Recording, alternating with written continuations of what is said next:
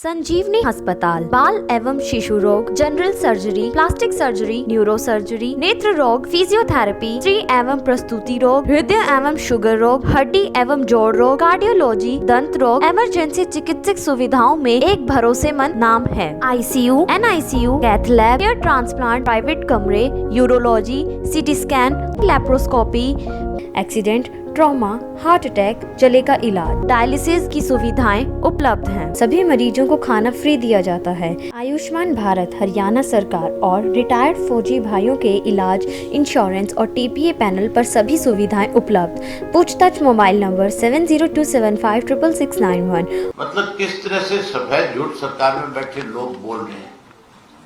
जहां तक बेरोजगारी का सवाल है, नई चीज आ रही है, 75% आरक्षण दे दिया, हम पता नहीं क्या कर देंगे आगे नौजवानों के लिए। अभी से कह रहे हैं कि अप्रैल के महीने में अब सारे नौजवान तैयार हो जाएं, हम सबको भर्ती कर देंगे। उनसे पूछो ना, तुम नौजवानों को वोट जब लेने जा रहे थे तब कह रहे थे भी 11-11 हजार रुपया पढ़े लिखे बच्चों को हम बेरोजगारी भत्ता देंगे। वो कहाँ है तुम्हारा? अगर तुम्हें नौजवान की इतनी फिक्र थी तो फिर 11,000 रुपये बेरोजगारी भत्ता सरकार में शामिल होकर के क्यों नहीं दिलवाया? वो नहीं दिलवा सके। और 75% नौकरी की बात करते हैं। बेरोजगारी हमारे प्रदेश में, देश में सबसे ज्यादा है, 26.4 है। पूरे देश में सबसे ज्यादा अगर बेरोजगार कोई युवा किसी प्रदेश का है, इतने छोटा प्रदेश होते हुए सबसे बड़ी संख्या में बेरोजगारी हमारे यहाँ है। जबकि हम NCR में बैठे हैं, हम दिल्ली के चारों तरफ हैं, हमारे यहाँ बहुत सारी इंडस्ट्रीज हैं, दिल्ली के बहुत सारे रोजगार हरियाणा के लोगों के पास है। लेकिन हरियाणा की सरकार ने ये जो DC रेट कह रहे हैं ना आजकल, ये DC रेट नहीं है, ये दुष्यंत कॉन्ट्रैक्ट रेट है। 1 महीने की तनख्वाह पहले लेते हैं और फिर किसी गरीब को कोई महीने में ये DC रेट पे कोई साल 6 महीने के लिए लगाते हैं। इन्होंने तो जिन बच्चों का भविष्य सुधारने की बात करते थे उनको भी लूट लिया बेचारों। अनेक लोग ऐसे हैं जो ये बात खुल करके कहते हैं। मुख्यमंत्री को बजाय इस तरह की बजट के अंदर झूठ बोल के लोगों को गुमराह करने के, जो रजिस्ट्री घोटाला है, जो शराब का घोटाला है, कांग्रेस के लोगों ने तो इस पर चर्चा भी नहीं करी कहीं।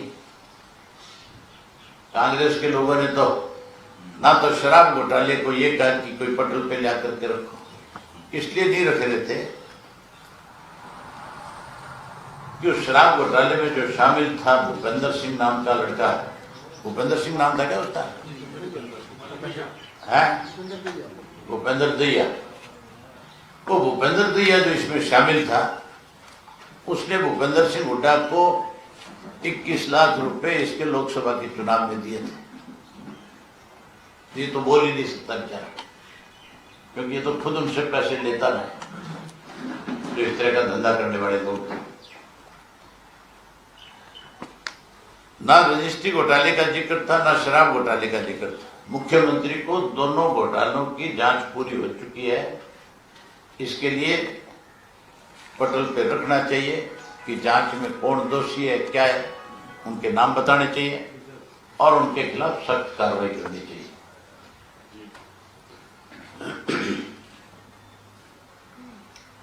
अब और तो मैं आपको ज्यादा बताऊंगा तो फिर आपका भी बहुत दिन, जो आज का छुट्टी का मैंने वैसे तो खराब कर दिया आपका, लेकिन मेरी मजबूरी थी क्योंकि कल इस पे चर्चा हो रही है। तड़का लगता है, ज्यादा तड़का लगता है, ज्यादा बोलते ज्यादा तड़का लगता है। हाँ, कोई डिपार्टमेंट ऐसा नहीं है जिस डिपार्टमेंट के अंदर इन्होंने किसी में कोई पैसा बढ़ाया हो। जो आप देखो कि जो सबसे जरूरी हमारी जो नीड है, चाहे वो एग्रीकल्चर है, बिजली है, हेल्थ है, ग्रामीण विकास है, एजुकेशन है, पब्लिक हेल्थ है, उन सब में पैसा कम कर दिया।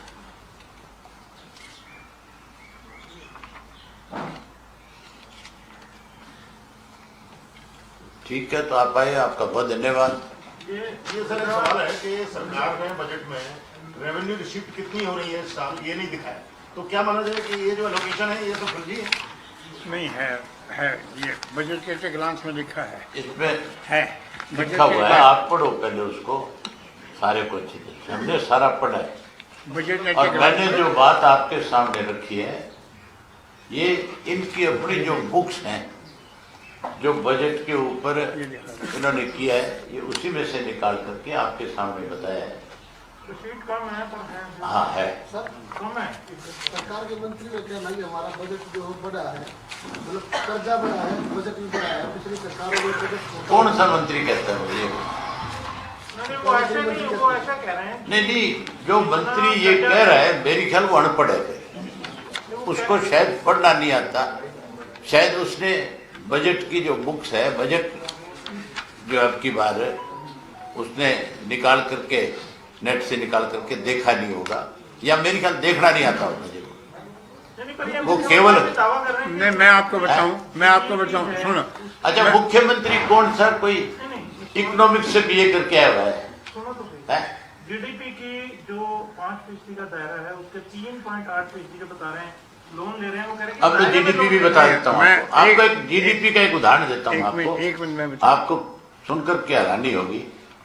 जीडीपी जो है हमारे यहाँ -5% सन 1950 के अंदर लगातार बढ़ती रही है। सन 1950 में 50% थी कृषि की, जो घट करके 16 पॉइंट कुछ रह गई। अब के बाद -5.7 है, और अब की बार वो है जो -5.7 हो। 5.7 है। अब इससे ज्यादा बुरी हालत और क्या करेंगे ये प्रदेश की, जिसका सन 1950 के अंदर जो देश में 50% से ज्यादा कृषि की अकेली जीडीपी थी, आज वो हमारे यहाँ माइनस में चली गई। जबकि कृषि के मामले में हम 1950 से अब तक बहुत ज्यादा एडवांस हो गए, लेकिन सरकार की गलत पॉलिसी की वजह से ये सारी चीजें हुई। ये वृद्धों की पेंशन में बढ़ोतरी, वो आपका बुढ़ापा पेंशन बढ़ाने की बात करी मुख्यमंत्री ने कि हमने 250 रुपया बढ़ाया। 250 बढ़ाने की बजाय अब की बार 63 रुपया बुजुर्गों का खा गई। जनवरी से न देगा पहले। आप 250 के हिसाब से 3 महीने का तो खाएंगे, अप्रैल से शुरू कर रहे हैं, 1 अप्रैल से। वो 3 महीने का उसका कम करोगे तो ये टोटल पैसा 187 रुपये बनता है। तो 63 रुपया खागे कि नहीं खागे बुजुर्गों को? दिया कहाँ है? दावे तो कर रहे थे हम 5100 देंगे, 11,000 बेरोजगारी भत्ता देंगे, बजाय अपने वायदों को पूरा करने की बजाय उस बुजुर्ग आदमी के भी 63 रुपये महीने के इन्होंने खाने का काम किया है। अभय जी, क्या आपको लगता है आप विधानसभा के अंदर होते तो ज्यादा बेहतर होता? ये आप बताओ। यहाँ बेहतर नहीं हो, आप बताओ। यहाँ जो मैंने कहा है आप क्या पूछोगे नहीं इनसे? है दूसरी बात ये है कि एक चर्चा ये भी है कि सीएम और विधानसभा अध्यक्ष आपके रिजाइन देने के बाद थोड़ा रिलैक्स महसूस कर रहे हैं। आपके होटल में टेंशन ज्यादा, कितने दिन रिलैक्स महसूस करेंगे ये बताओ? है? उनको सामने फिर बहुत दिखाई दे रहा है। कल को जब चुनाव होगा तो वो किसी काम में कैसे बढ़ेंगे? उनको जहां रिलैक्स हो रहे हैं उतनी चिंता भी सता रही है, नींद भी नहीं आती इनको। ये तो रोज यूं सोचते हैं इलेक्शन कमीशन किसी तरह इसको 1-1.5 साल के लिए आगे कर दे, लेकिन ये चुनाव तो 6 महीने में होगा। और जब 6 महीने में होगा तो मैं एक चीज आपसे कह सकता हूं कि ना कालका में घुस सकते हैं और ना इलाहाबाद में घुस सकते हैं। इलाहाबाद में तो आपको जनता से मुकाबला करना पड़ेगा, उन्होंने दावा ठोकी। मुकाबला जनता ने करना है, मैंने नहीं करना है। मैंने तो बहुत खुली छूट दिया। अब जैसे साथी ने मेरे से पूछ लिया था कि वहां से दिग्विजय लड़ेगा, मैं बोला दिग्विजय क्यों, उसका बाप लड़े, उसका भाई लड़े। रोज ये कहते थे मेरे लिए कि हमारी वजह से अब ऐसे विधानसभा पहुंच गया, अब वो चारों आ जाए ना लड़ने के लिए, उनको वहम निकल जाएगा, पता चल जाएगा। ये चुनाव इलाहाबाद का अब की बार एक चीज का और फैसला करेगा कि चौधरी देवीलाल का असल बारिश कौन है और चौधरी देवीलाल की नीतियों को कौन आगे ले जा सकता है। इस बात पे इलाहाबाद के लोग इस बाई इलेक्शन में मोहर लगाएंगे। कट हो देंगे। ये चीज क्लियर हो जाएगी। अब ये रोज के ड्रामे जो चौधरी साहब की फोटो लगा करके लड्डू बांटे थे ना, चौधरी साहब की फोटो लगा के लोगों ने क्या किया इनके साथ, देखा नहीं आपने? हमारे गांव में चौटाला गांव के अंदर कल अजय सिंह का जन्मदिन मना रहे थे। हमारे गांव के अंदर लोगों ने जो लड्डू ये बांट रहे थे वो तो जहां राख के ढेर लगे हुए थे वहां फिंकवा दिए और इनके विरोध में नारे लगाए।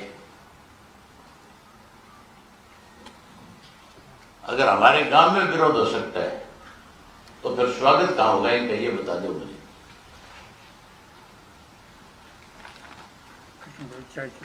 खट्टर साहब अपने गांव में जा सकता नहीं, ये अपने गांव में जा सकते नहीं, तो बेचारे रात को बढ़ते हैं, वो भी अंधेरे में, और वो भी चोर दरवाजों से, पीछे से कोई छोटे मोटे दरवाजे रखे हुए उनमें से घुसते हैं अंदर। अगर सामने से तो आ जाए तो लोग। अच्छा, एक और मजे की बात बताता हूँ, इनके स्वाद लेने खातिर इनके नौकर टेलीफोन कर देते हैं किसानों को, कह रहे आ रहे आज के, फिर अगले दिन फिर इनकी तसल्ली के लिए लोग पहुंच जाए। इनके नौकरों पे ज्यादा डांट वट जब करते हैं, इतने गेट खोलने में देरी कर दी और कर दी, तो वो फटाक से फोन मारते हैं, हमारा भी इंटरटेनमेंट हो जाएगा, हमारा पैंडा भी छूट जाएगा।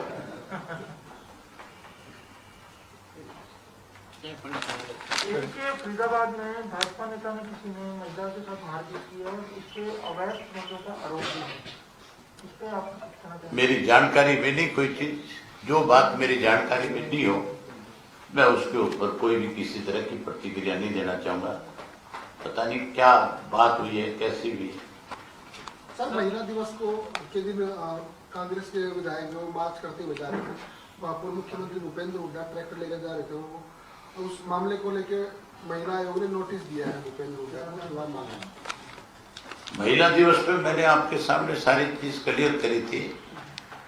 कांग्रेस की तो कल्चर है महिलाओं को अपमानित करना, और भाजपा ने महिला का कभी सम्मान किया ही नहीं। अगर महिलाओं का सम्मान करते हैं तो प्रदेश के अंदर महिलाओं पे अपराध नहीं बढ़ते, फिर उनको रोकने के लिए बहुत कड़े कदम उठाते हैं। आप गौ माता के लिए कानून बना सकते हो, तो क्या महिलाओं के लिए कानून नहीं बन सकता? बढ़ना चाहिए कि नहीं बढ़ना चाहिए? आप सख्त कानून बनाओ जिससे हर आदमी को भय महसूस हो कि अगर तूने कोई गलती करी तो इसकी सजा बहुत सख्त है। वही नशे पे रोक लगाओ। नशे की हालत आज ऐसी है हमारे प्रदेश में, जो नशे की रोकथाम के लिए एक अलग डिपार्टमेंट इन्होंने बनाया था, नारकोटिक्स सेल जो बनाया था, उस सेल के अंदर जो अपॉइंटमेंट होनी थी, जो इसके लिए एडिशनल डीजी लगाया था, उसके तो बैठने की चेयर भी नहीं है। 9 महीने से कोई स्टाफ नहीं है उसके पास, तो उसने खुद प्रेस के सामने कहा है। तो फिर मुख्यमंत्री का नशा अगर नहीं रुकेगा तो ये अपराध बढ़ेंगे। उदाहरण है उसका, मेरे हल्के के अंदर कुमारिया एक गांव है, वहां एक लड़का चिट्टे का सेवन करता था, और मेरा एक हल्का तो चिट्टे के मामले में बहुत ज्यादा बदनाम रहा है। आज भी उसी तरह से वहां चिट्टा शरेआम बिकता है। पहले बीजेपी के लोग बेचते थे, आजकल जेजेपी के बेचते हैं। और जेजेपी का जो वहां का एक गांव है, मेरे बड़ा गांव है, उसका नाम है तेरे गांव का नहीं जमाल। उस जमाल का जो सरपंच है वो और उसके भतीजे चिट्टे का कारोबार करते हैं। इसके लिए पता कर लो आप जाके, सरपंच जिसके अपनी खेत की जमीन के अंदर 2 लाख रुपए की फसल नहीं होती, उसने 16 एकड़ जमीन खरीदी है। वो पैसा कहां से है? बिना चिट्टे के बिना नहीं आ सकता, बिना किसी गलत काम के बिना नहीं आ सकता। तो आजकल जेजेपी बीजेपी दोनों इस काम में लगी हुई है, इसलिए अपराध बढ़ रहा है। अपराधियों को सुरक्षा नहीं मिला। मैं पोल तो एक और खोलूंगा तुम्हारे सामने, अधिकारी क्या करते हैं आजकल, वो चीज आप सुनोगे तो हैरान रह जाओगे। लेकिन मैं आज नहीं कहना चाहता, मैं एक बारी उसकी तसल्ली कर लूं अच्छी तरह से, फिर अधिकारियों के नाम भी बताऊंगा कि किस अधिकारी ने किस तरह से पैसे इकट्ठे करने शुरू कर रखे। और अधिकारी भी छोटे नहीं, IAS और IPS अधिकारी हैं, जो डिप्टी कमिश्नर लगे हुए हैं, SSP लगे हुए हैं, जिनको कोई परवाह नहीं सरकार की, शरेआम पैसा लेते हैं। मैंने 3-4 का तो काम फिट कर रखे हैं, एक बार और थोड़ा सा हो जाए फिर बताऊंगा।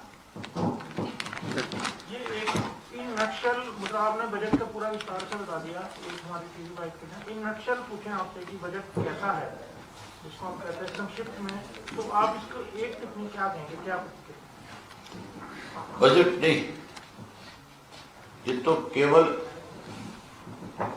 पुरानी जो कहावत है कि सुख से जियो,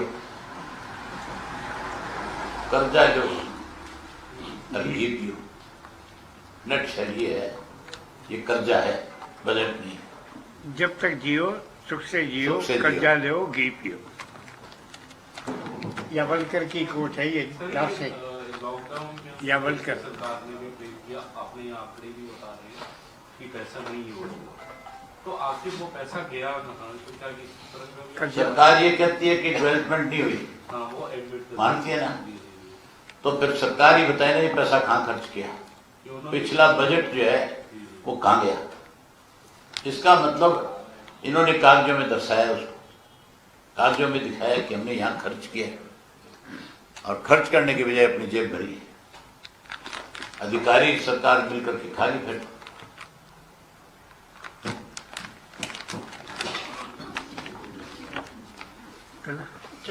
ना तो वो पैसा अगले उसमें कहीं बढ़ा हुआ दिखाया, हाँ, ना तो उसमें कहीं दिखाया बढ़ा हुआ, और ना ये बताया कि हमने कहाँ खर्च कर दिया, उसको ये कहते हैं कष्ट भाई। तो मुख्यमंत्री खुद ये मानता है भी खर्च नहीं हुआ, आगे बढ़ा हुआ था, आपके सामने मैंने दिखाया, इसमें कहीं बढ़ा नहीं है। जो मेजर डिपार्टमेंट है उनमें तो घटा है, सब में।